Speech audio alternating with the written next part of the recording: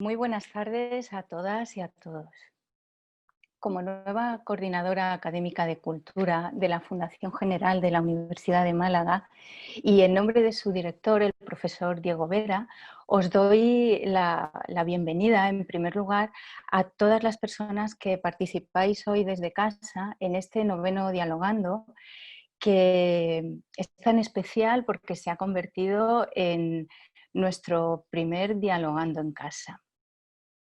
Deseo además agradecer a las decanas y decano de las facultades de Ciencias de la Comunicación, de Ciencias de la Educación, de Filosofía y Letras y Psicología y Logopedia, y también a la directora del Instituto de Criminología de la Universidad de Málaga, el cariño con el que han acogido este encuentro, que desde la Fundación General de la Universidad de Málaga pensamos que puede ser tan interesante no solamente para su alumnado, sino también para su profesorado. Sabéis que el Dialogando siempre cuenta con una invitada o un invitado y en primer lugar vamos a escuchar a Javier Cuenca, que es director de Save the Children Andalucía.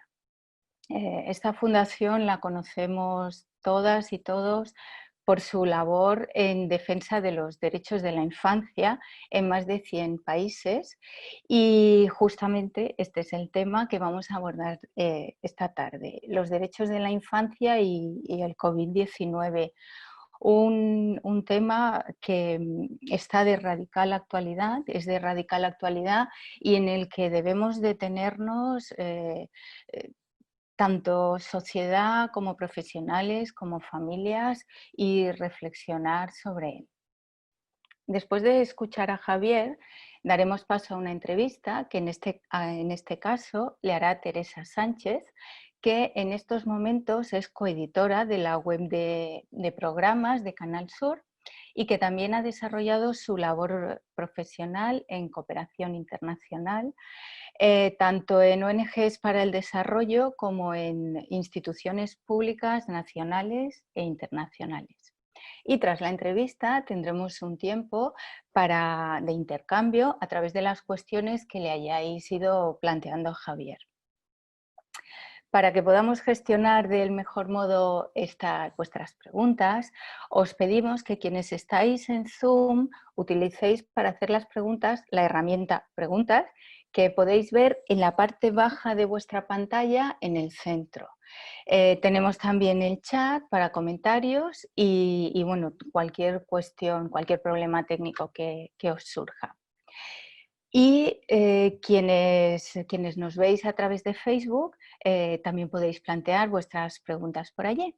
Y por mi parte, nada más. Esperamos que disfrutéis del encuentro. Cuando quieras, Javier.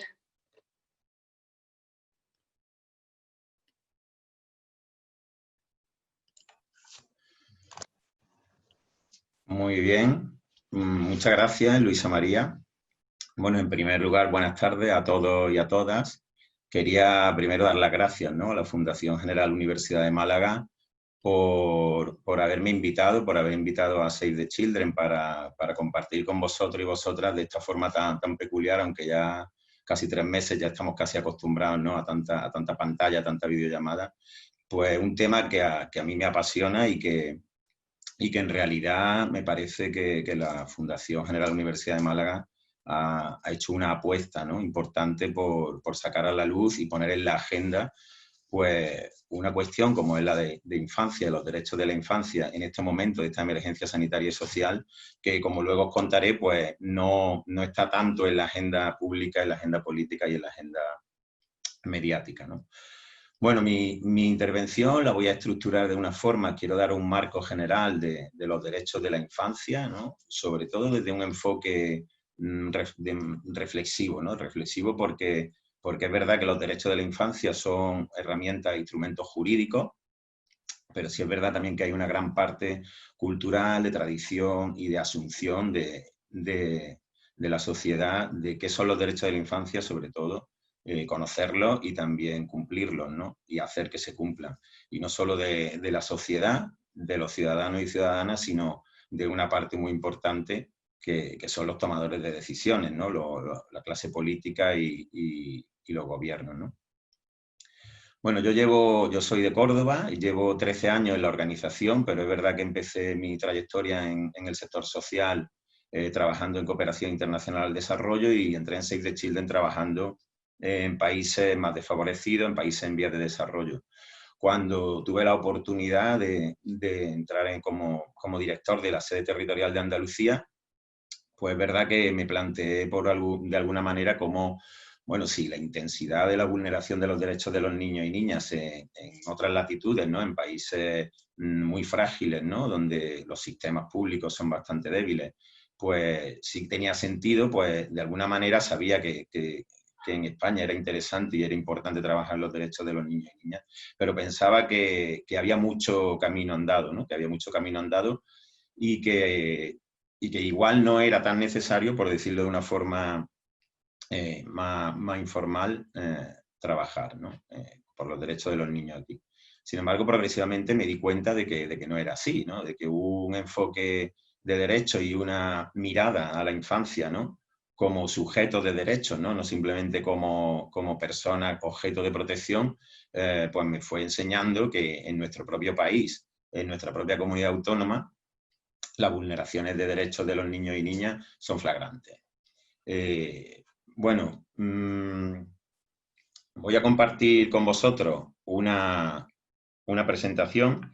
Quiero después de este enfoque, ¿no? este primer acercamiento a los derechos de los niños, contar un poco cómo la situación de la infancia en Andalucía y en España, en base a 3 temas sobre todo, ¿no? Que trabajamos desde Save the Children, cómo estaba, ¿no? Hace, digamos, 3 meses, qué ha pasado durante la crisis sanitaria y esta crisis que todavía tenemos, ¿no? O que en menos de 3 meses realmente ha habido como muchísimas etapas, ¿no? Y nuestro trabajo con la infancia también se ha desarrollado de diferentes maneras, con diferentes objetivos.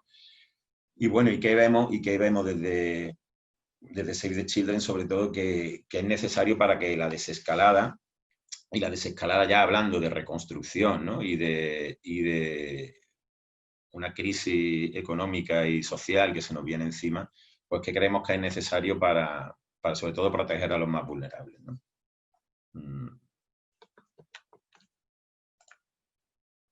Voy a ver si puedo pasar esto.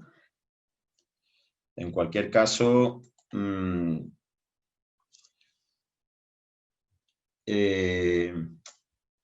bueno, no sé si conocéis que en 1989 se aprueba por la Asamblea General de Naciones Unidas la Convención Internacional para los Derechos de la Infancia, ¿no?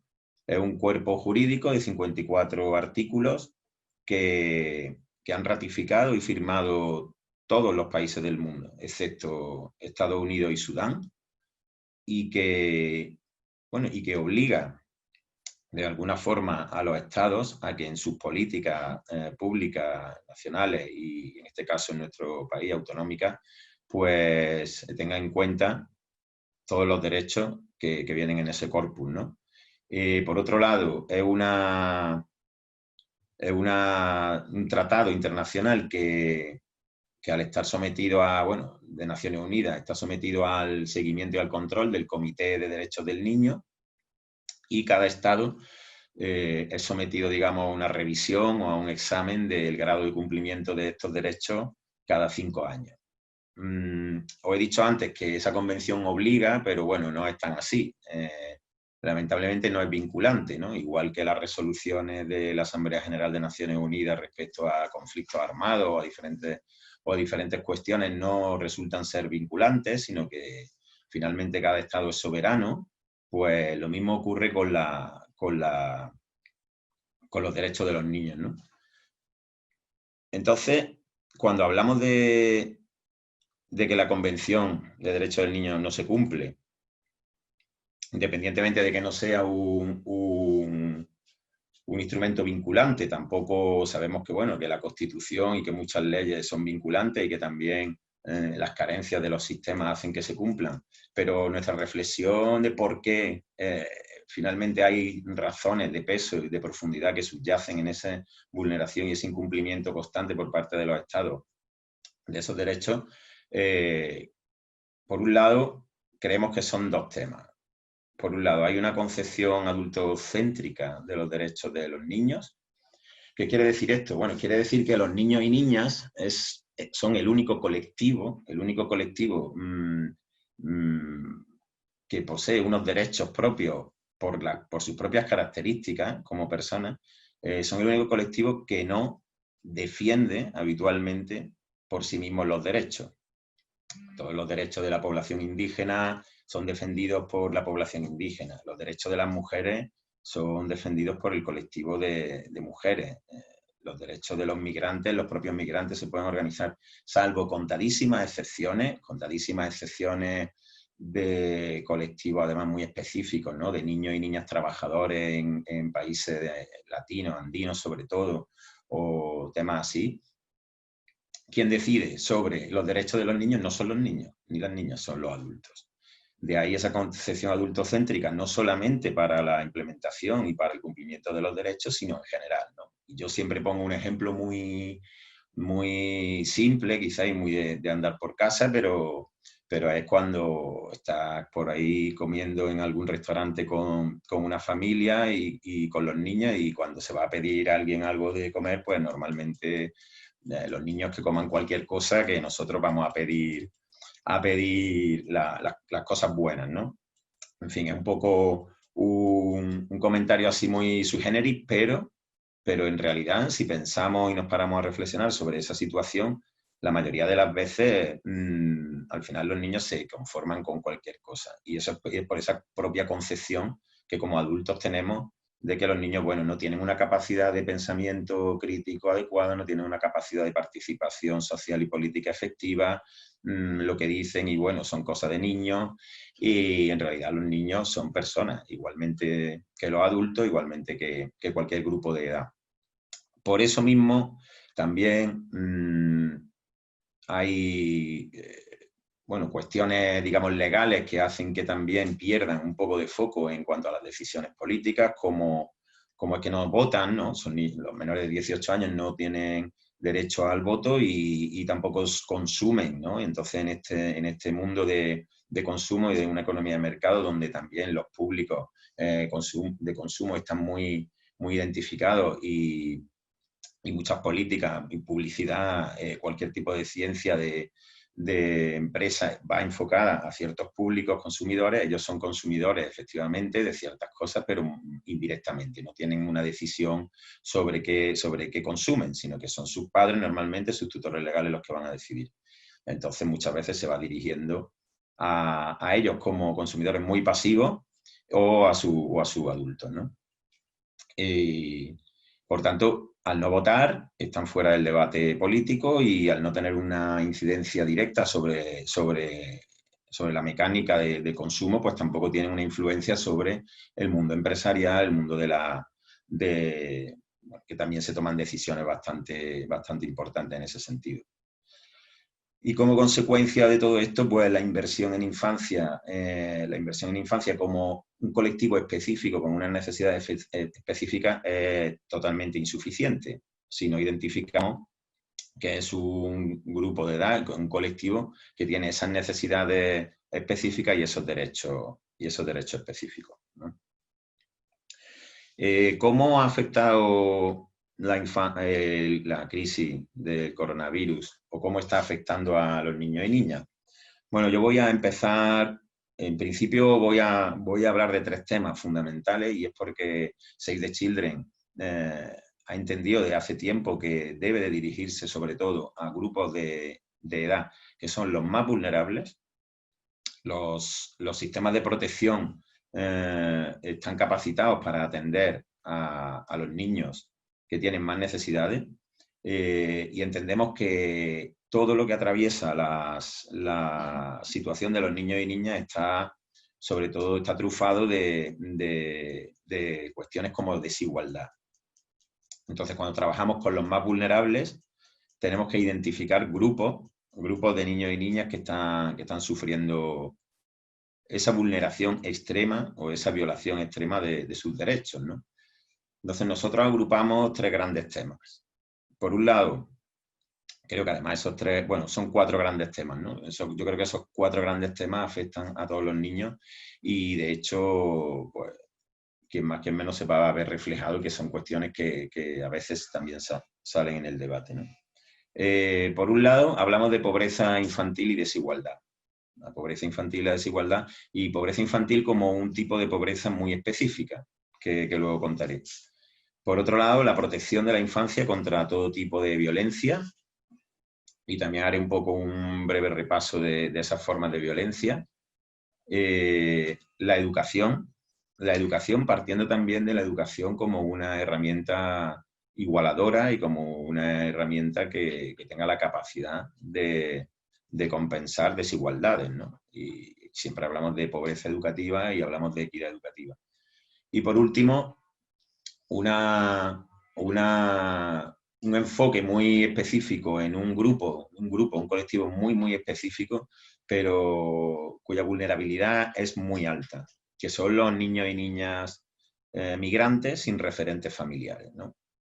Nosotros no hablamos ya de MENA, de menores no acompañados, porque nos parece también una cosificación. Y bueno, ha habido un tiempo que sí se estuvo usando, pero ahora, igual que otras asociaciones y otras personas, pues pensamos que es más exacto hablar de menores migrantes sin referentes familiares.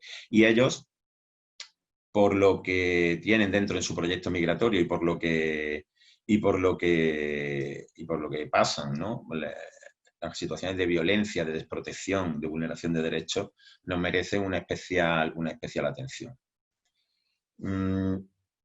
Bueno, con la situación de niños y niñas en Andalucía, antes de la crisis del coronavirus, deciros sí que antes, bueno, que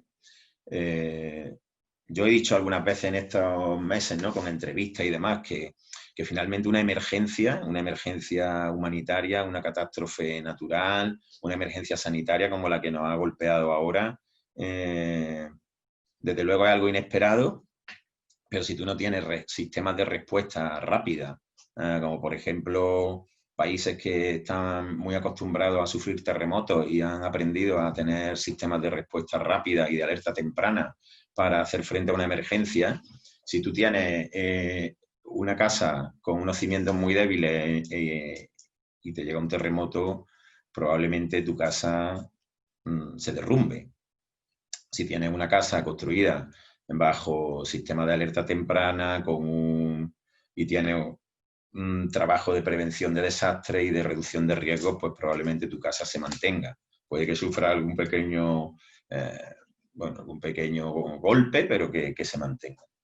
Eso lo podemos extrapolar a nuestro país, ¿no? Nuestro país tiene uno de los índices de desigualdad más altos de Europa y una de las tasas de pobreza infantil más altas de Europa, siendo hasta antes de que nos golpeara la crisis sanitaria del COVID, siendo la quinta economía de la zona euro. Entonces, ¿cómo es posible que la quinta economía de la zona euro sea el tercer país de la Europa de los 25 en las tasas de sufrir las tasas más altas de pobreza infantil? En Andalucía, pues bueno, Andalucía no es una excepción, incluso los problemas y las dificultades endémicas de esta comunidad autónoma pues ha hecho que tenga desde 2008 un crecimiento bastante alto, ¿no?, de las tasas de pobreza infantil.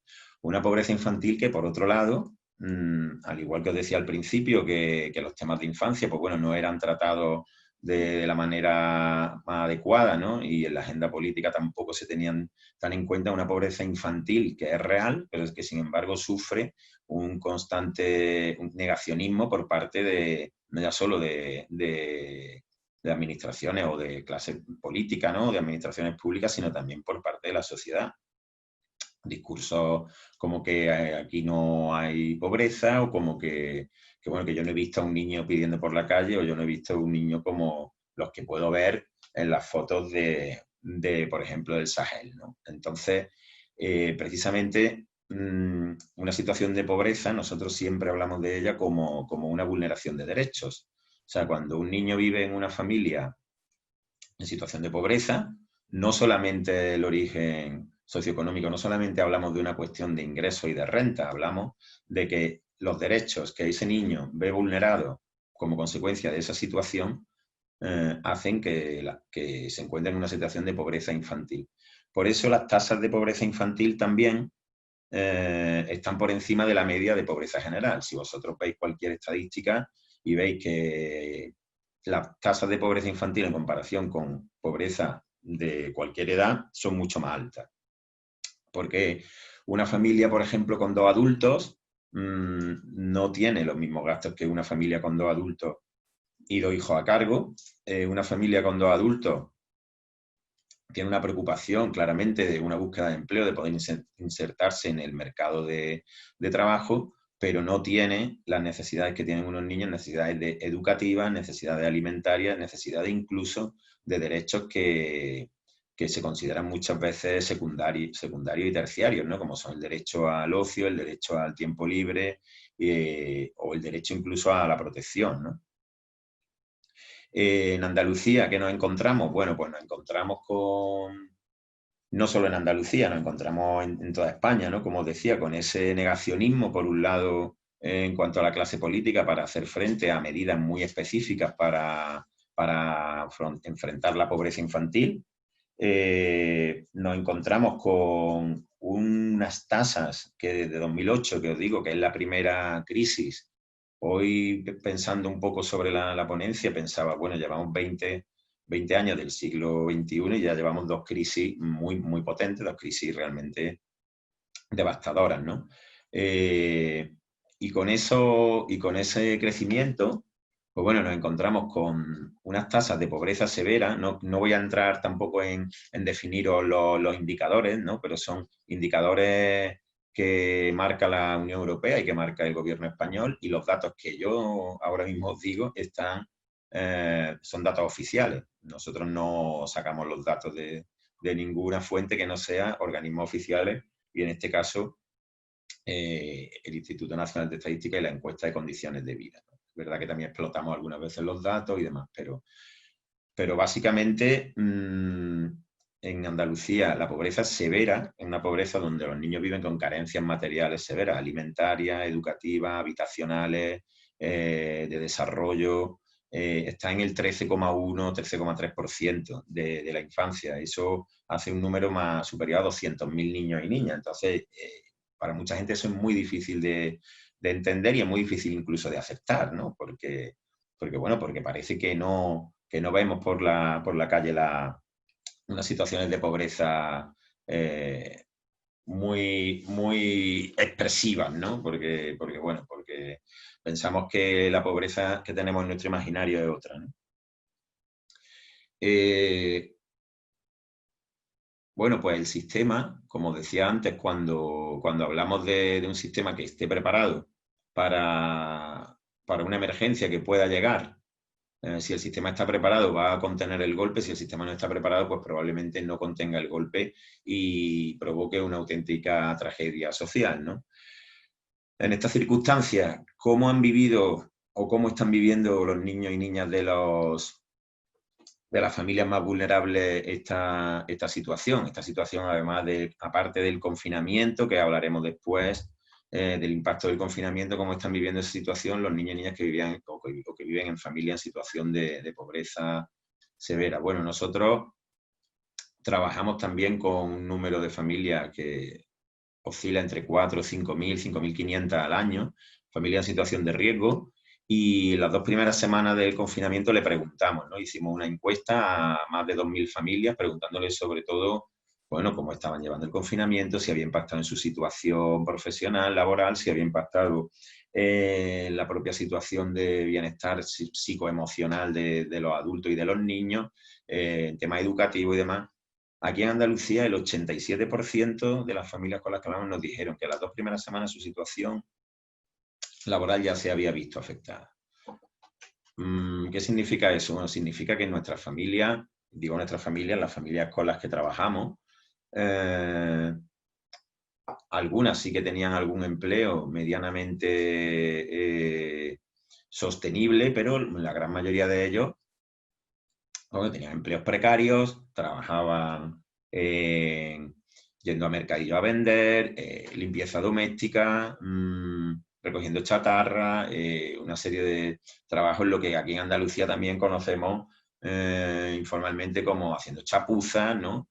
Y esto, claro, con un confinamiento tan severo tan severo y necesario, ¿no? Como el que hemos tenido, pues automáticamente familias que incluso con 2 o 3 hijos ya tenían unos ingresos limitadísimos, pero que habían pasado a tener 0 ingresos, 0 absolutamente. Bueno, la situación claramente pues se desborda. Estas familias normalmente son familias con las que trabajan organizaciones como nosotros, muchas otras organizaciones sociales, en coordinación con los servicios sociales municipales, en coordinación con los centros educativos. También tienen apoyo por parte de la Junta de Andalucía a través de ciertos instrumentos, pero al final no termina de ser suficiente, con lo cual, ¿qué tenemos? Tenemos, ahora que ya se está un poco levantando el confinamiento y que probablemente en 2 semanas veremos si se finaliza el estado de alarma y las actividades pueden empezar a retomarse, pero aún así sabemos que ese 13,1% de pobreza severa y todas esas familias que ya lo estaban pasando mal antes de que el 14 de marzo tuviéramos que confinarnos, probablemente vayan a sumar esos datos y esos registros van a ser muchísimos más que ese 13% que tenemos en nuestra comunidad autónoma de pobreza infantil severa, que es absolutamente inaceptable, por otro lado, porque no se trata ya de temas de garantía alimentaria, que lo estamos viendo, y no se trata ya de eso, se trata de niños que se van a quedar atrás. Se van a quedar atrás de tal forma que cuando cumplan la edad adulta van a pasar a engrosar las listas de adultos en situación de pobreza. Y nuestros datos nos dicen que ahora mismo, bueno, no ahora mismo, antes de la crisis de la COVID, el 80% de los niños que vivían en situación de pobreza llegarían a ser adultos pobres. Adultos pobres, con lo cual sin posibilidades de acceder a un mercado de trabajo y sin oportunidades. Bueno, ¿qué va a pasar? Que esa pobreza estructural más las nuevas realidades, porque yo digo, no diría estructural, digo cuasi estructural, esa pobreza cuasi estructural y esas nuevas realidades y esas nuevas familias que, bueno, que también víctimas de ERTES, que luego no sabemos si pasarán a ser ERE o qué pasará con la economía, pues ahí vamos a tener un reto como sociedad y sobre todo, pues los gobernantes tienen que priorizar absolutamente medidas de apoyo a las familias y a las familias con niños, ¿no? Hay también cierta polémica con la cuestión, porque hay voces en política que te dicen que, bueno, que las prestaciones sociales no ayudan a las familias, que hay una situación en la que la familia se acomoda para recibir una ayuda mensual y que con eso no...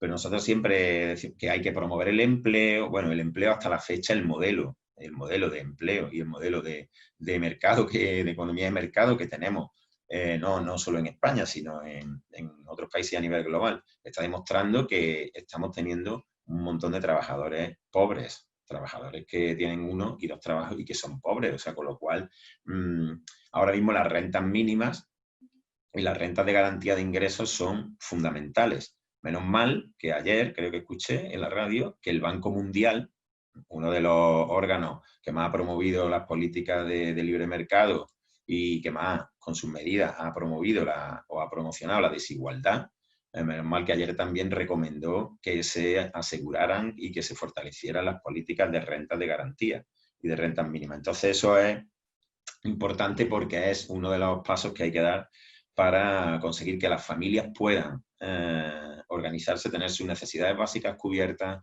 tener las necesidades básicas y los derechos de los niños cubiertos para que no queden atrás en su etapa educativa y que a partir de ahí puedan ir dando pasos para ingresar en el mercado de trabajo, recibir una formación laboral ocupacional y todo el tipo de medidas que hacen que se pueda promover la equidad y no la desigualdad, ¿no?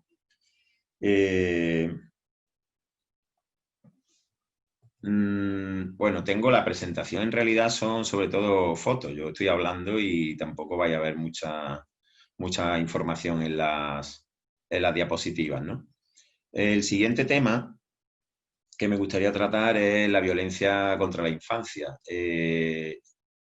Nosotros siempre decimos, bueno, hay una imagen que puedo trasladaros que es la de un iceberg, ¿no? Un gran bloque de hielo que va flotando por el océano y del que en realidad solo vemos un 5, un 2, un 3%, ¿no? El resto está sumergido.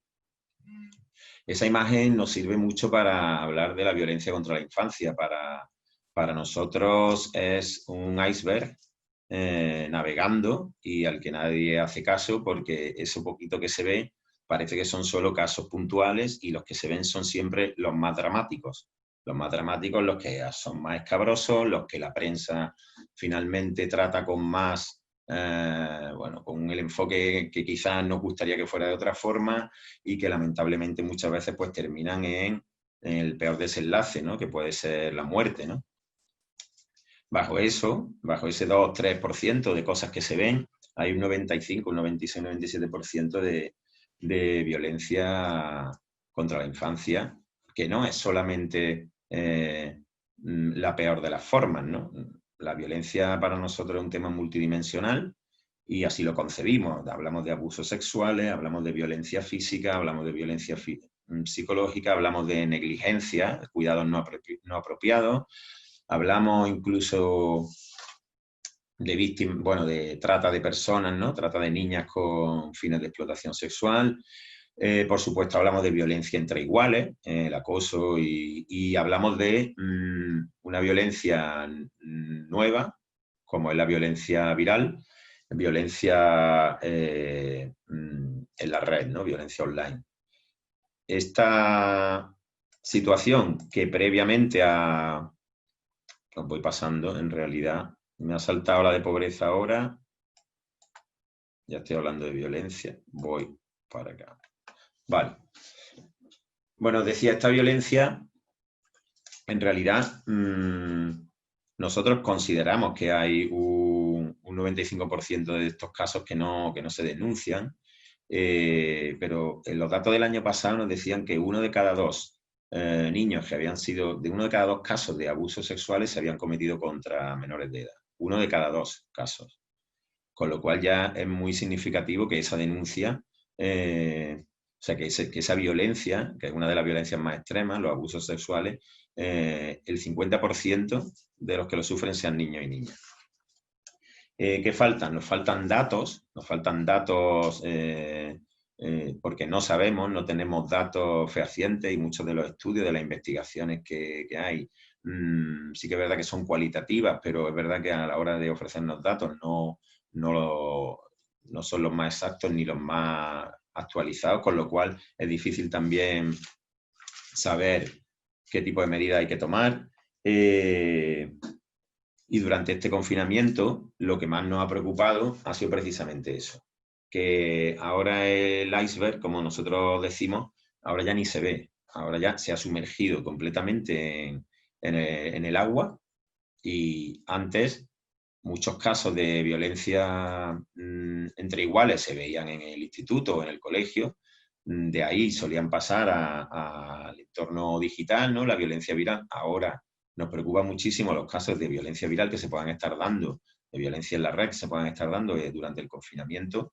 Sabéis que la exposición excesiva a las pantallas, ¿no? Se está dando también en muchos niños y niñas. Y es una cuestión que de alguna forma creemos que va a tener unas consecuencias impactantes, ¿no? no sabemos qué tipo de, o sea, qué casos de violencia, qué está pasando dentro de las casas. Tenemos algunos datos mínimos. Por ejemplo, la Consejería de Políticas Sociales de la Junta de Andalucía tiene un teléfono de atención al menor contra el maltrato y lo mantuvo, eso fue una buena decisión, lo mantuvo desde el primer momento del confinamiento como un servicio esencial, con lo cual mantuvo ese servicio. ¿Qué ha pasado? Que los primeros datos que han sacado habían recibido la mitad de las llamadas que normalmente recibían denunciando casos. No solamente llaman niños y niñas, sino llaman adultos que tienen sospechas de que los niños están siendo víctimas de algún tipo de maltrato o de forma de violencia. ¿Eso qué nos dice? Nos dice que los niños no estaban pudiendo tener acceso a esas llamadas, ¿no? Con lo cual la situación es bastante angustiosa. Una de las recomendaciones que nosotros hacemos, pues que precisamente esas redes sociales donde los niños sufren muchas veces violencia, sea por iguales o sea por temas sexting, grooming o algo así, que esas grandes empresas, esas grandes redes sociales, pues colaboren con la policía para facilitar que los niños tengan canales de denuncia seguros.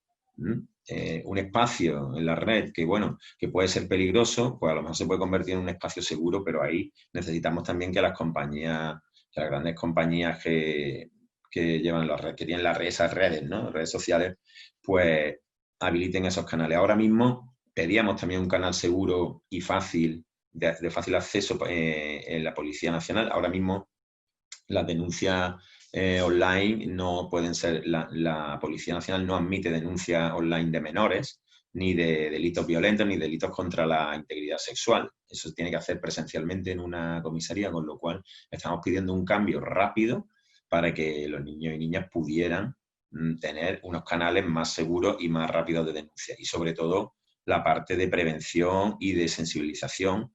Y hablábamos el otro día también aquí con la Junta de Andalucía, es decir, planteaos una campaña, aparte que han hecho cosas que pueda llegar a los niños por todos los canales, televisión, radio y redes sociales, ¿no?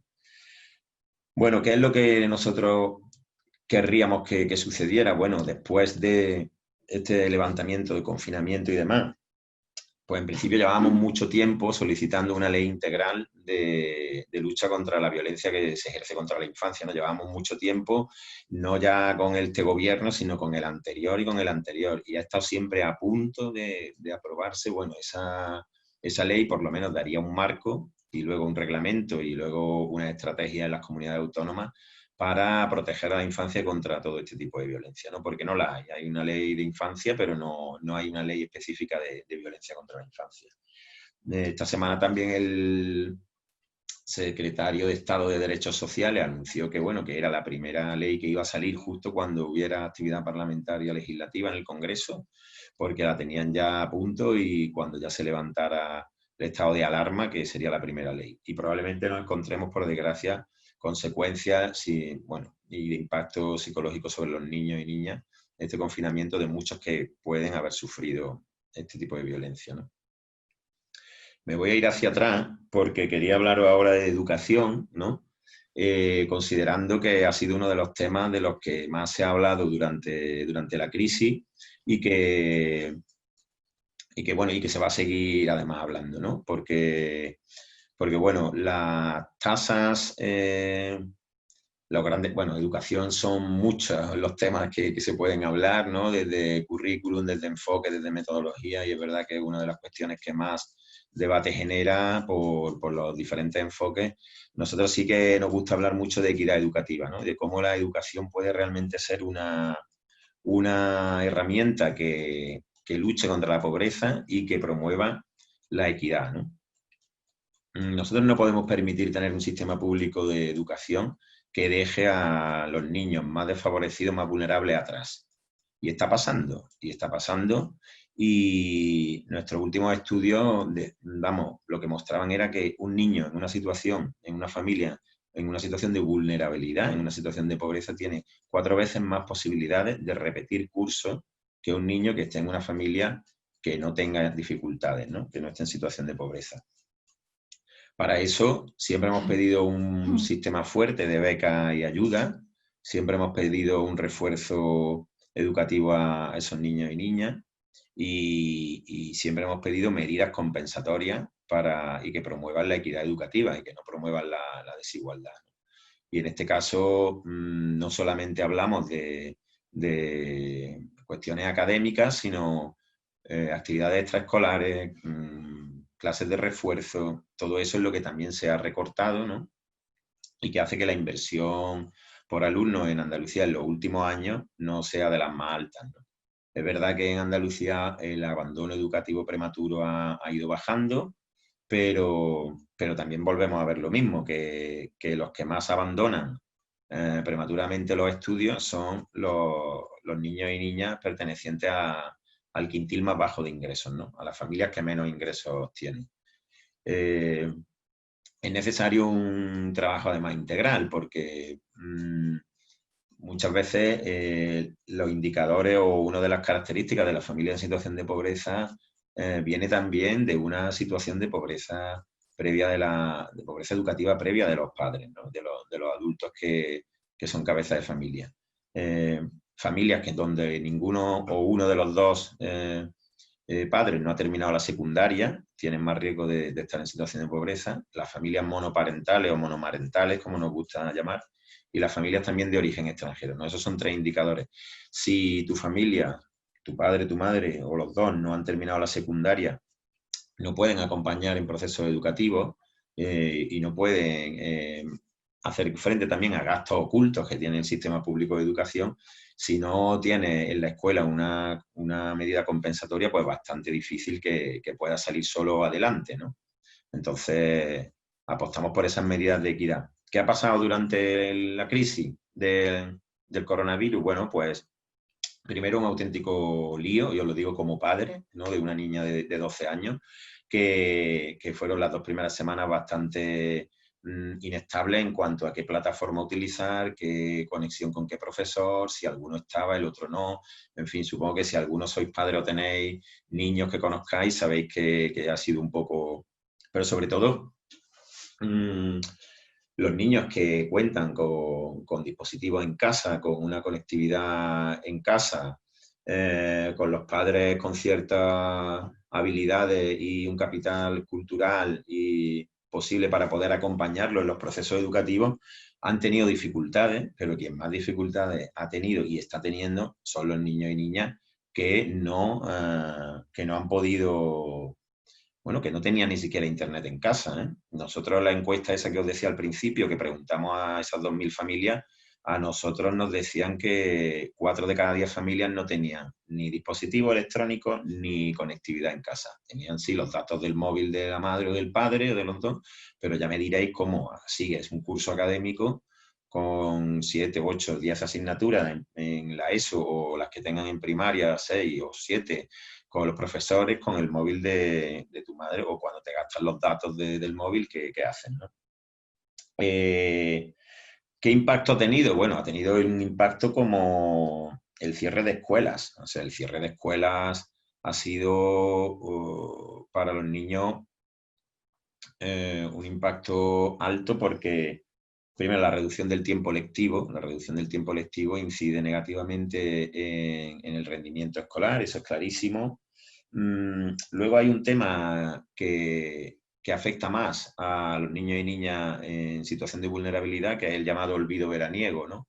Los niños y niñas que van de vacaciones con familias sin dificultades, pues normalmente leen más, normalmente pueden visitar otros lugares, normalmente hacen actividades más culturales, normalmente están más tiempo con su familia, con lo cual de alguna forma sustituyen el aprendizaje normal durante el curso, lo sustituyen pues, por ese tipo de actividades que finalmente los mantiene enganchados a su desarrollo, a sus habilidades cognitivas y demás.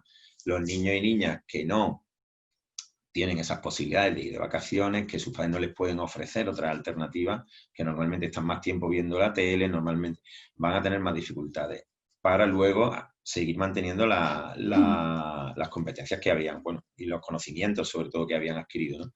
Ahora nos enfrentamos, si no hacemos algo ahora, nos enfrentamos a un olvido veraniego no de 2 meses y medio, sino a un olvido veraniego probablemente de 7 meses.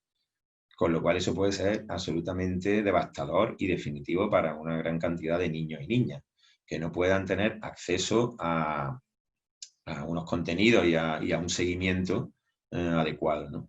Por eso que estábamos pidiendo también, ¿no? Ante esa decisión de la ministra, bueno, esa declaración de la ministra, ¿no? Que habrá que ver que el próximo día 14 de mayo hay una conferencia sectorial de educación del gobierno con comunidades autónomas. ¿Qué va a pasar con el próximo curso? Sí estamos pidiendo que si la pandemia obliga a que los niños vayan a clase por turno y demás, que los que primero vayan al cole sean los niños en situación de vulnerabilidad, los niños más vulnerables y los niños que están necesitando un apoyo educativo con mayor urgencia, ¿no? La desvinculación de la escuela. La escuela es un espacio socioafectivo y igualmente esa desvinculación pues, puede afectar de manera diferente a los diferentes niños, ¿no? Pero sí es verdad que entendemos que niños que ahora en casa pues pueden estar leyendo, pueden estar siguiendo sin dificultad las actividades, porque disponen de los medios, disponen de los dispositivos, disponen del seguimiento de las familias, disponen del acompañamiento, digamos, incluso académico. Pues para esos niños la desvinculación de la escuela es importante porque es un espacio también de socialización, pero para esos niños que muchos de ellos ni siquiera nosotros, de las familias con las que trabajamos, lo hemos podido localizar a las familias, y la Consejería de Educación o los centros educativos saben que hay algunos niños que están completamente desaparecidos, esos niños tenemos que hacer algo urgentemente con ellos. ¿Qué proponemos nosotros con medidas muy rápidas? Por un lado, probablemente el año que viene estemos en una educación híbrida, ¿no? Educación a distancia y semipresencial. La educación a distancia y semipresencial debe ser inclusiva, debe priorizar a estos niños y niñas más vulnerables, y hablamos también de calidad educativa, hablamos de que es un reto bueno, en este caso para la Junta de Andalucía, pero para todas las comunidades autónomas y para el propio Ministerio de Educación, es un reto pasar, y ha sido un reto, y es verdad que lo decimos, ¿no? Que ha sido un tsunami que ha pasado por encima, pasar de cerca de 1,5 millones de niños que van aquí al colegio en Andalucía, que de pronto que un viernes estén en clase y que el lunes no vaya nadie a clase y que tengas que atenderlos, ¿no? Bueno, ahora es el momento también de que en previsión de una educación semipresencial y gratuita, semipresencial y a distancia el año que viene, el curso que viene, que se haga inclusiva y que se tomen todas las medidas necesarias, ¿no?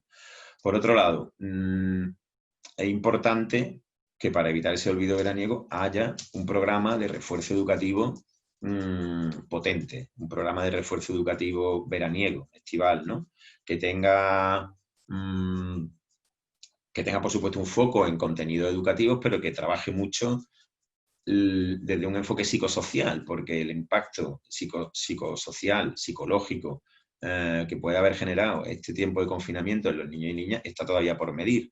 Entonces, un programa socioeducativo, un programa de refuerzo estival, que no se centre solo en contenido, sino también en todo el tema de impacto, ocio y tiempo libre, deporte, todo eso lo consideramos absolutamente necesario. Para el curso que viene es necesario también contar con un plan, con un programa también de refuerzo, ¿no? Aquí se estuvo trabajando el PROA a nivel nacional, dio muy buenos resultados. Hay iniciativas de la Consejería de Educación en ese sentido. Bueno, pues también es el momento de apostar por programas de refuerzo educativo durante todo el año a aquellos niños y niñas que más lo necesitan.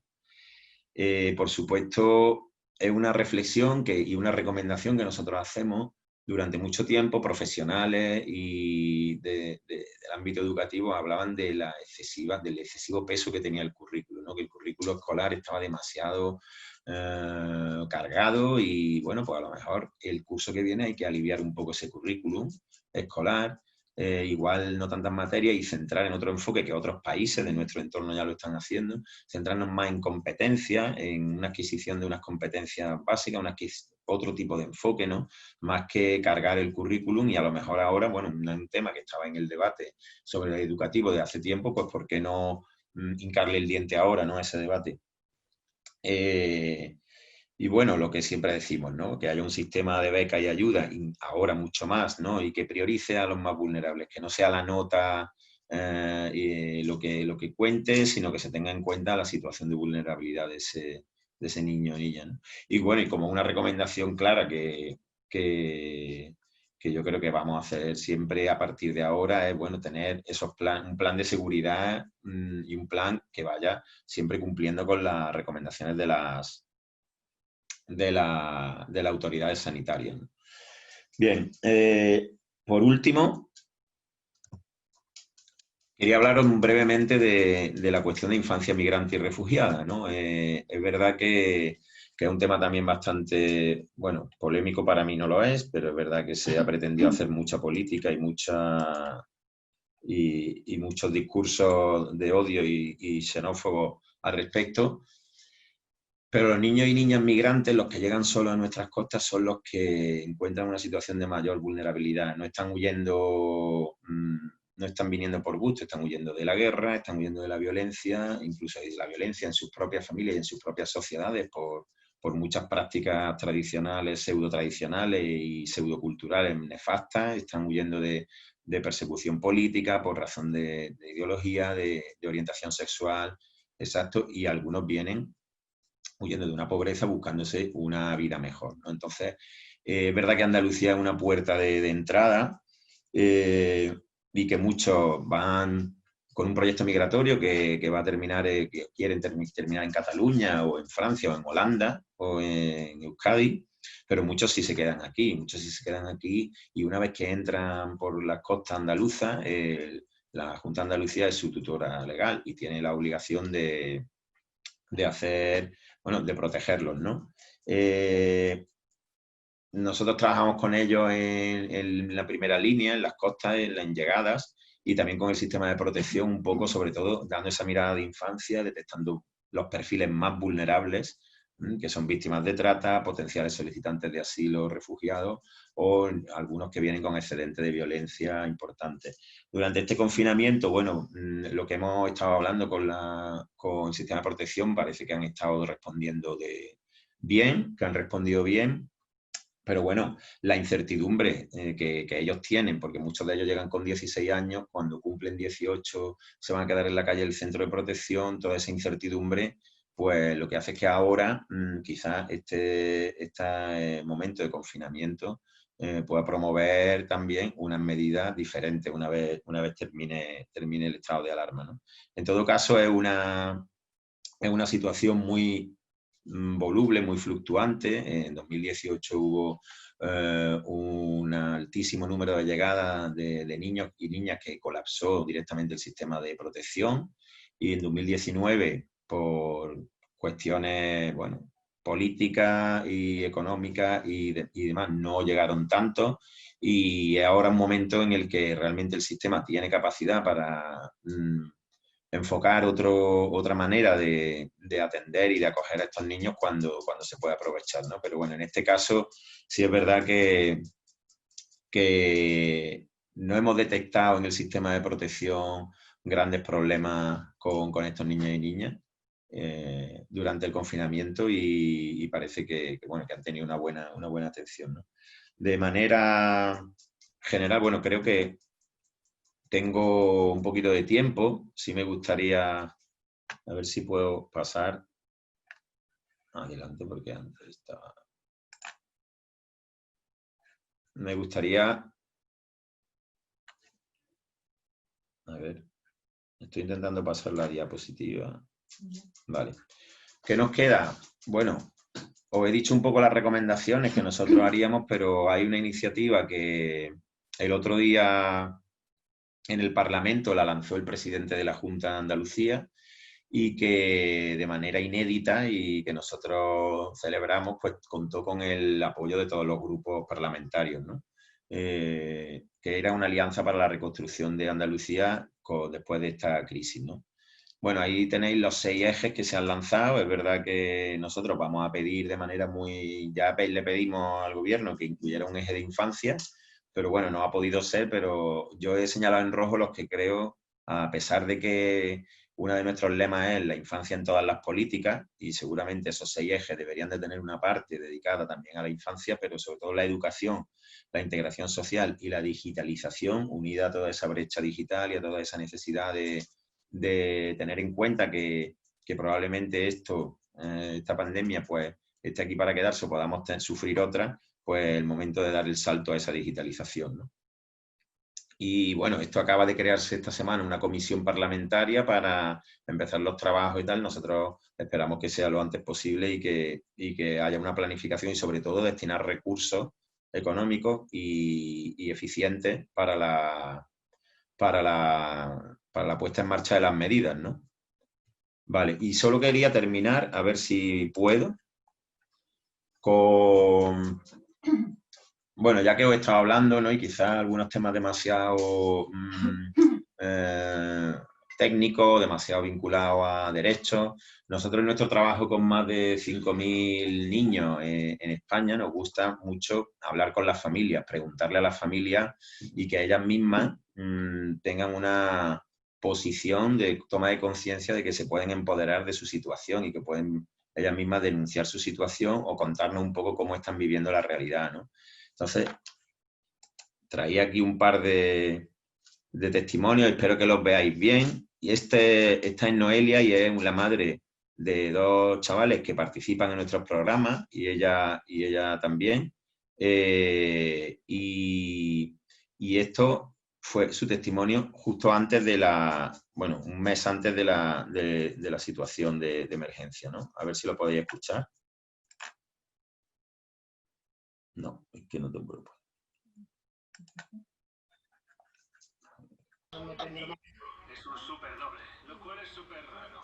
Me llamo Noelia, tengo 40 años y estudio Administración de Empresas. Soy madre de 2 niños, de 14 y de 15 años, y hace 6 años que estoy divorciada. Actualmente trabajo cuidando 2 niñas pequeñas, que no es lo que yo estudié obviamente, pero no encuentro trabajo de lo que estudié. Y también paseo y me quedo perros en casa los fines de semana. El pobre era el que estaba en la calle, pero ahora tú trabajas y eres pobre. Yo tengo 2 trabajos y soy pobre. El ingreso sería por uno de los trabajos 540 euros y luego el padre de mis hijos me pasa una manutención de 300 euros, serían unos 850 euros al mes. No tengo ayudas, ni tengo paro, ni tengo ningún tipo de ayuda, ni del Estado, ni de la Junta. Vivimos, digamos, al día, que acabas el mes y si no tienes ningún extra puedes llegar bien y si no, pues te cuesta. Pues material escolar, como casi todos los extras, los abuelos. Los abuelos siempre cuando llega en septiembre, y también los cambios de ropa, cuando ya llega otra vez el invierno, pues siempre, mamá, que le hace falta unos botines, mamá, el material, no sé qué. El hecho de que tú tengas que tener todo tu horario siempre asignado a unos niños, entonces a ti te corta mucho las alas para coger otro trabajo, y yo creo que esto es lo que nos pasa a muchas mujeres y a muchos hombres, ¿no?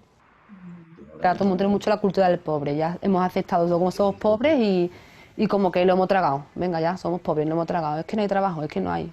Pero eso se tendrá que solucionar, ¿no? No podemos ser pobres eternamente.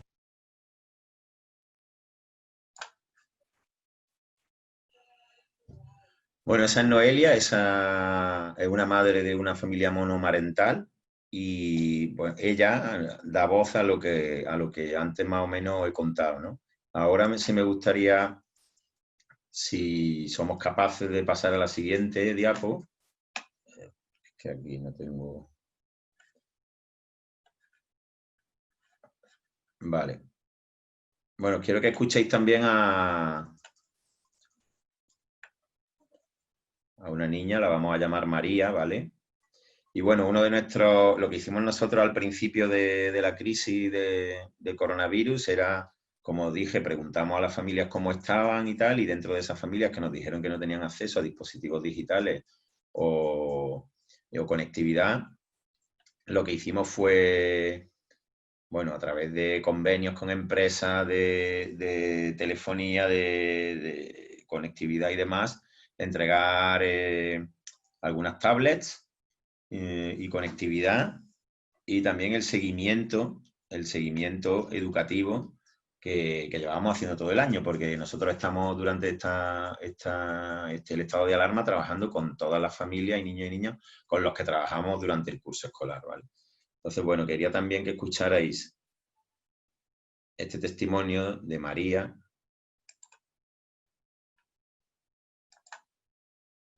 No, es que no. Ahora, es que tengo que localizar el archivo, perdonad. Hola Marian, soy yo, Ashley. ¿Cómo estás? Muchas gracias por todo. Muchas gracias de verdad. Y estoy muy emocionada porque mañana, o pasado mañana, o un día de esto, voy a tener una tablet del colegio.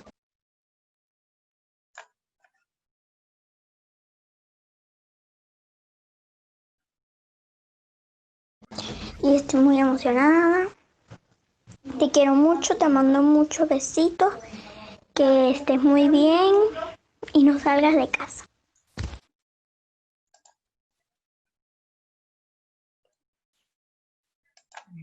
Muchas gracias, Marian.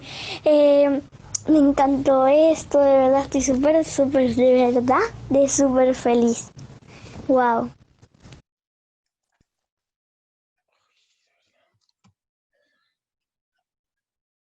Bueno, perdonad, se ha ido un poco porque es un poco complicado desde aquí manejar el archivo. Acabo de poner a cargar para estar lista a las 4. A las 4, ¿no? Y es videollamada. Porque si no, yo me baño, me arreglo de todo. Eres guapa. O sea, yo soy de esas niñas que hacen una videollamada y están limpiecitas, ordenadas y todo. Yo me voy a poner a hacer otras cosas, pues. Te quiero muchísimo. Que tengas un feliz día y también quédate en casa. No salgas. Estoy alucinando con la tablet, en serio. Es que me quedo con la boca abierta. O sea, es que me quedo de verdad, ¿no? Me río demasiado. Y una pregunta, ¿esa tablet es mía? ¿Me la quedaré yo o la tengo que devolver cuando ya acaba de esto?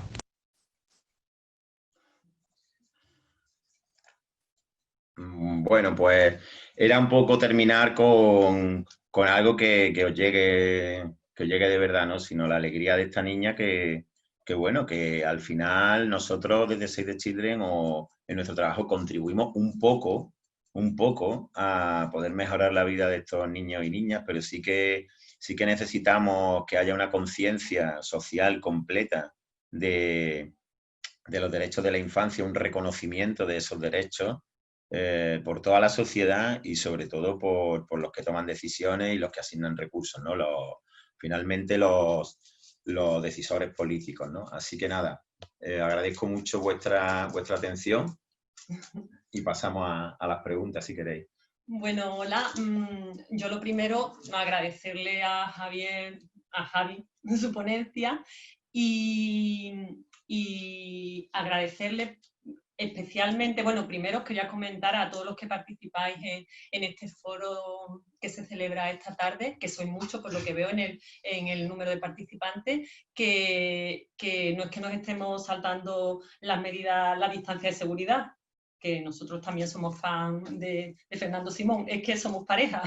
No es la primera vez que nuestras profesiones se cruzan en el camino. Muchas veces había estado dando una rueda de prensa haciéndose eco de un informe y a mí me ha tocado ir a cubrirlo. Trabajo en un medio de comunicación, trabajo en Canal Sur y me ha tocado ir a cubrirlo, bueno, pues como periodista.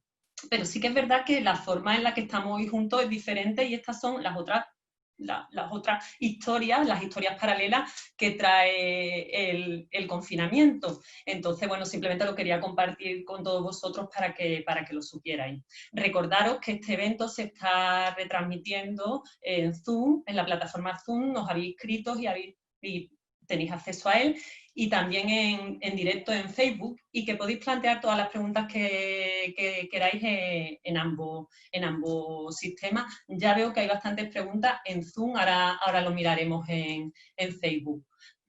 Yo, aparte de agradecerle la intervención a Javi, quería agradecerle sobre todo que hubiera terminado con testimonios, porque los periodistas, los que nos dedicamos al ámbito de la comunicación, siempre queremos traer los datos y los informes al terreno, y ese terreno te lo da un testimonio, que es lo que te apega a la vivencia de esa persona. Entonces, a la vivencia y a las situaciones de dificultad que están viviendo las familias con las que trabaja Save the Children, las familias vulnerables. Entonces, le agradezco especialmente que haya terminado con el testimonio de una niña y con la alegría de una niña que ha recibido una tablet que le va a ayudar a estudiar, y que si no hubiera sido gracias a la labor de incidencia que hace esta ONG, pues posiblemente no tendrían.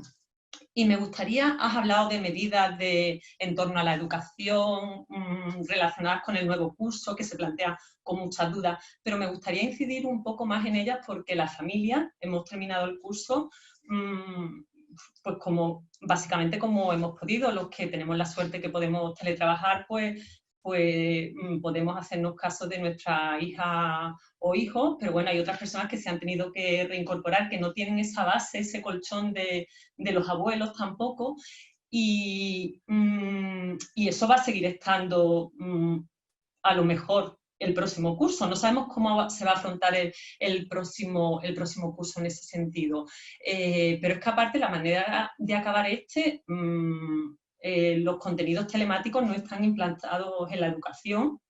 Ha habido docentes que sí lo han podido asumir, otros que no tenían esa formación. No, para nada es echar la responsabilidad a los docentes, porque no la tenían, seguramente porque no estaba en sus planes de formación. Nadie esperaba que esto ocurriera. O sea, cada uno se ha ido adaptando como ha podido, con mucha buena voluntad y muy pocos medios. Entonces, sí quería que incidieras un poco en qué medida considera Save the Children que son óptimas o que son un mínimo. ¿Qué medidas considera Save que es un mínimo para comenzar el próximo curso, tanto en el ámbito de eso, de una formación telemática, de la alternancia de alumnado porque no se puedan dar ratios altas o las ratios que tenemos actualmente en Andalucía por aulas, en el tema de los cuidados? O sea, ¿qué mínimo exige tu organización a las instituciones públicas para arrancar el nuevo curso? Bueno, lo primero es que es verdad que es un reto, porque no es una situación absolutamente nueva. Entonces, lo primero que nosotros pedimos, y vamos a pedir para el 14 de mayo de la conferencia sectorial, es coordinación, ¿no? Porque es verdad que hay demasiado ruido político en cuanto a la gestión de la crisis, en cuanto a los recursos, en cuanto a los fondos. Entonces, lo primero que pedimos y que vamos a pedir es que hay una coordinación por parte del Ministerio, y sí que, además de coordinación, que haya fondos por parte del Ministerio para las comunidades autónomas, porque entendemos que esto es un más a más, ¿no? Esto es algo con lo que nadie contaba y que al final tenemos que hablar de recursos, y los recursos, cuando tú tienes planificado tu año con tus actividades, tu presupuesto y tus cosas, pues de pronto te viene una situación como esta y no puede hacer frente, ¿no? Nosotros vamos a pedir, por supuesto, que el tema de la digitalización y el tema de la brecha educativa, ya no hablamos de brecha digital, sino hablamos de brecha educativa, sea prioritario. Sea prioritario porque el número de niños y niñas que pueden quedar atrás puede ser realmente altísimo. Con lo cual hablamos de medidas compensatorias. He comentado antes lo de los planes de refuerzo durante todo el curso. Los planes de refuerzo durante todo el curso son fundamentales, y en función de una previsible, estamos hablando y estamos escuchando posibles rebrotes, posible vuelta de la epidemia en otoño, en invierno. La administración ahora no puede quedarse atrás. ¿Eso qué trae? Trae también medidas de conciliación, políticas de conciliación que son complejas, pero bueno, facilitar mucho más el teletrabajo, y un teletrabajo real. Hasta ahora los que hemos estado teletrabajando no es el teletrabajo que normalmente está regulado, y a partir de ahí, pues sobre todo priorizar la atención a los más vulnerables, ¿no? Porque es verdad que tenemos un riesgo muy alto de que muchísimos niños y niñas queden atrás. Yeah. SAFE trabaja aquí en Sevilla en barrios muy, muy vulnerables. Sevilla además tiene uno de los índices más altos bueno, número de barrios pobres, empobrecidos de toda España. Creo no. El barrio más pobre, más empobrecido de toda España se encuentra aquí en Sevilla. A mí me preocupa mucho el tema de cuando se cronifica, se hace crónica la pobreza. O sea, los hijos e hijas de familias pobres tienen muchas más posibilidades de seguir siendo pobres y es como una pobreza que se hereda. Y además, una pobreza en la infancia que te hace vivir con un estrés que ya puede tener secuelas durante toda tu vida. O sea, una inseguridad casi de por vida, según muchos informes. ¿Qué apoyo psicológico da SAFE a esa familia? Porque sé que trabajáis en el apoyo psicológico en barrios que viven esa situación. Entonces me preocupa mucho el tema de cómo romper con esa herencia de pobreza. Bueno, ya lo decía Noelia en el testimonio, ¿no? Nos hemos acostumbrado a que somos pobres, a que hay que unos cuantos que somos pobres y ya está, y con eso nos quedamos, ¿no? Entonces yo creo que también son causas globales, ¿no? Supranacionales, supraestatales, son temas. O sea, es verdad que hay que plantearse otro modelo, pero mientras, por un lado, es necesario que se invierta realmente en la familia, porque no se está invirtiendo realmente en la familia vulnerable, y se invierte a través de rentas de garantía de ingresos. No son ayudas ni son paguitas, o sea, es una cuestión que está absolutamente validada por expertos y por otras prácticas en otros países, ¿no? Hay ejemplos por aquí cerca, ¿no? de países que han invertido en ese tipo de ayudas y ayudas directas a niños, a familias con niños, y han reducido las tasas de pobreza infantil de manera drástica, ¿no? Nosotros, nuestro trabajo de intervención, queremos hablar siempre de un trabajo psicosocioeducativo, porque acompañando siempre el niño lo tenemos puesto, digamos, en el centro, es el centro de la intervención, pero si tú no trabajas con la familia, un montón de habilidades, un montón de temas y de acompañamiento, pues es difícil que luego el niño, tú puedes estar 2 o 3 horas con él durante el día y el impacto es importante, pero si luego el niño va a casa o va a otro entorno y no se siente acompañado o no se le continúa, digamos, con ese enfoque, entonces nuestro trabajo con la familia y familias en esa situación creemos que es fundamental. ¿Por qué? Porque todo ese estrés, toda esa frustración que genera una situación de pobreza, de carencia de bueno, familias que nos cuentan eso, que tienen dificultades para comer, no para llegar a fin de mes, para comer, y que muchas veces se quedan ellos sin cenar para que cenen los niños, en fin, situaciones realmente trágicas.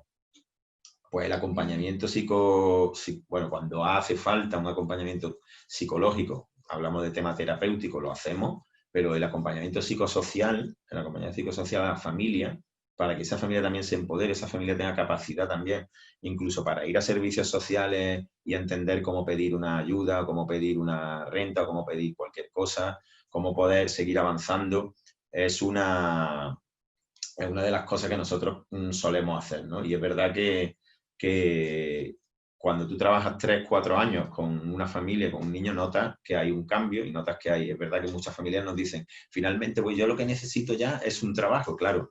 Muchas veces tienes antes que organizar cosas en tu propia cabeza, en tu propia casa, en tu propia familia, para poder estar capacitado incluso para poder salir a buscar trabajo, porque hay situaciones de pobreza muy, muy hondas y muy complejas, ¿no? Pero bueno, en esa línea entendemos que el trabajo psicológico o de acompañamiento también es fundamental. Bueno, y que hay muchas historias de éxito en el trabajo de Save the Children. Bueno, sí, eso también son de las cosas que más te complacen, ¿no? Cuando ves que, por ejemplo, sabes que un chico o una chica que ha entrado en el recurso, en el proyecto con 11, 12 años, y luego al tiempo lo ves por ahí, está en la universidad, ¿no? Está en la facultad, o familias que venían de situaciones muy complejas de convivencia, de situaciones de extrema vulnerabilidad, y que han ido saliendo con su propio esfuerzo. Nosotros al final siempre decimos que intentamos ayudar a los niños y niñas a que desarrollen todo su potencial. Porque los niños en situación de vulnerabilidad tienen el mismo potencial que un niño o una niña que está en una familia, digamos, normalizada, ¿no? Con una familia con una renta más alta. Al final no es todo cuestión de renta, pero a veces Entonces, decimos siempre eso, ¿no? Que ayudamos a los niños y niñas a que desarrollen su potencial para que ellos, bueno, sean lo que puedan, lo que quieran ser y que tengan sobre todo oportunidades, ¿no? Las mismas oportunidades, básicamente. Pues si te parece, Javi, empezamos con las preguntas de los participantes porque sí, había muchas y cada vez hay más. Te iba a comentar una que había seleccionado aquí de Juanjo, que además ha intervenido en varias ocasiones, ¿vale? Y en una de ellas te pregunta, en el reciente informe de la representante especial del Secretariado General sobre la Violencia contra los Niños, plantea entre las medidas destinadas a acelerar el fin de la violencia contra los niños, las que tienen por finalidad dar más voz a los niños y que se tenga plenamente en cuenta sus opiniones, incluyendo de manera especial a los niños más invisibles y vulnerables para que ninguno se quede atrás. ¿Qué opinión te merecen las políticas de promoción de la participación infantil para hacer frente a los desafíos del desarrollo sostenible?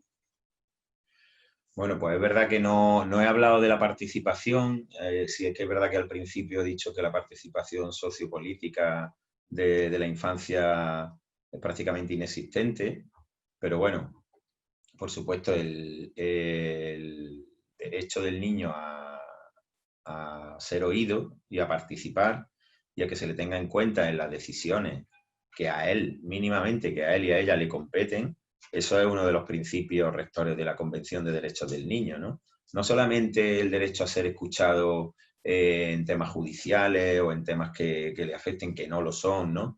Y en adaptar la justicia a sistemas de justicia, otros sistemas al niño para que su opinión se tenga en cuenta, sino su propia participación como agente social, ¿no? Entonces, me parece que es uno de los retos que tiene muchas sociedades, pero la nuestra, te diría, Juanjo, directamente no está preparada para eso. O sea, si estamos en una sociedad que no asume todavía la cuestión de derechos de infancia, pues está un poco relacionado con lo que te decía al principio, ¿no? Al no votar, al tener una consideración de los niños y de las niñas como personitas, no como personas, pues cuando ellos opinan no nos lo tomamos en serio. Es verdad que existen canales y foros de participación y hay organizaciones que hacen buen trabajo en la participación. Nosotros también trabajamos el tema de la participación infantil, pero claramente hay que dar un salto y que la participación infantil sea también una parte de la vida política y la vida social, y que no se circunscriba cuando los niños salen una vez al año, el 20 de noviembre, porque se celebra el aniversario de la convención,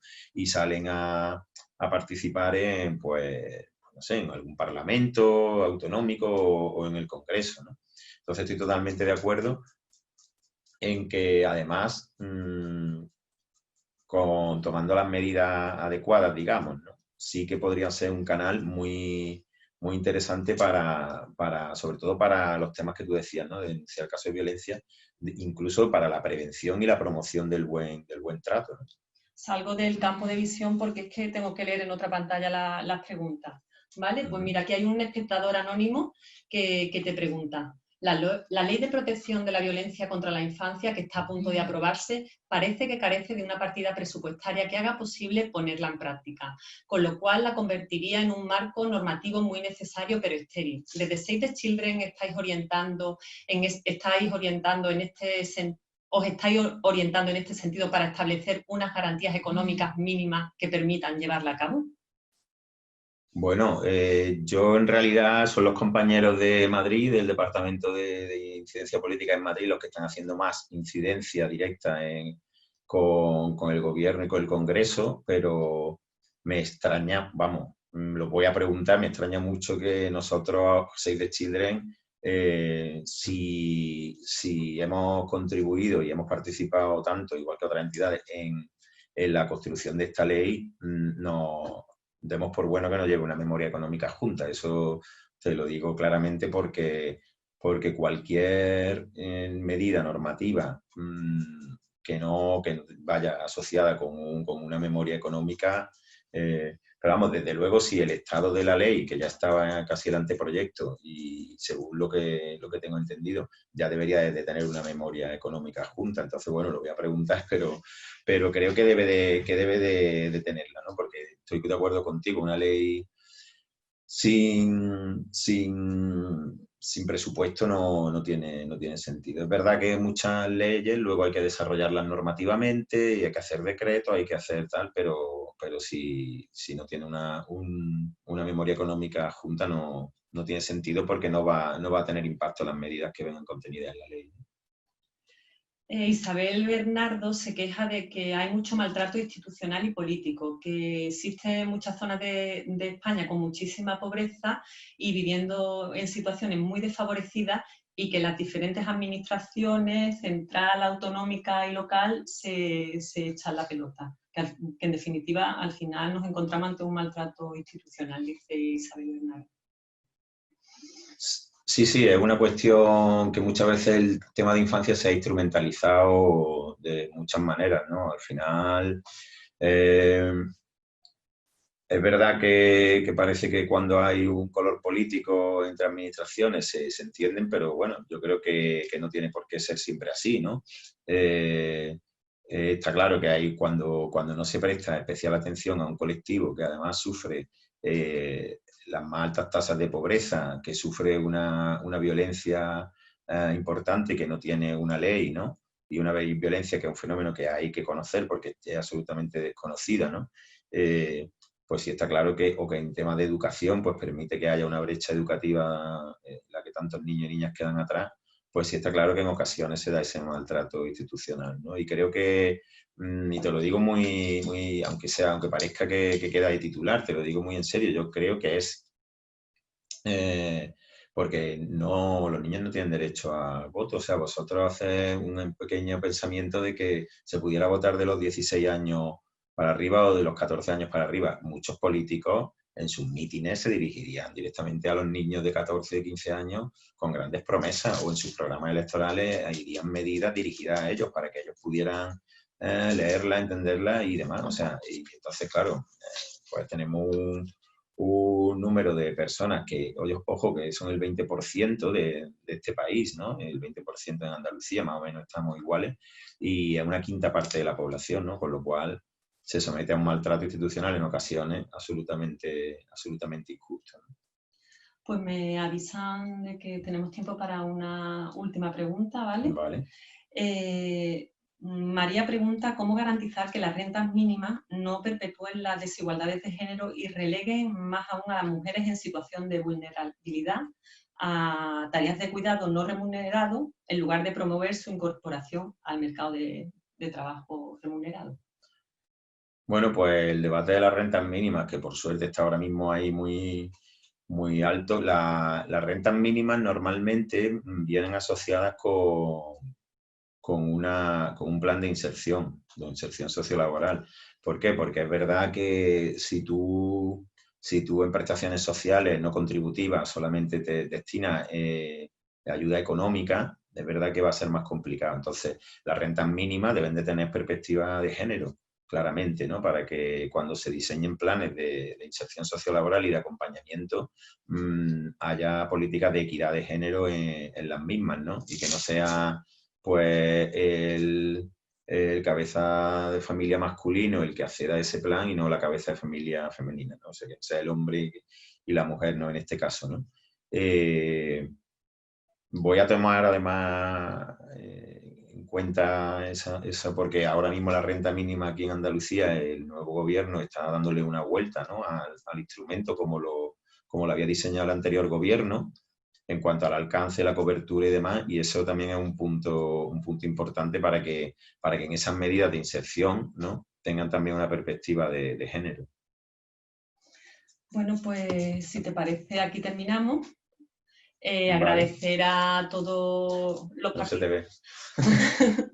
Aquí terminamos, y agradecer a todos los participantes, que han sido muchos, por haber estado aquí esta tarde con nosotros. Recordar que la entrevista, esta ponencia de Javier, va a estar en la página, en el canal de YouTube de la Fundación General de la Universidad de Málaga en unos días, y también una entrevista previa que le hicieron, también la tendréis disponible con otro tipo de cuestiones, y que podéis seguir todas las actividades de la Fundación General de la Universidad de Málaga en su página web fguma.es, todo tipo de cursos y también en redes sociales.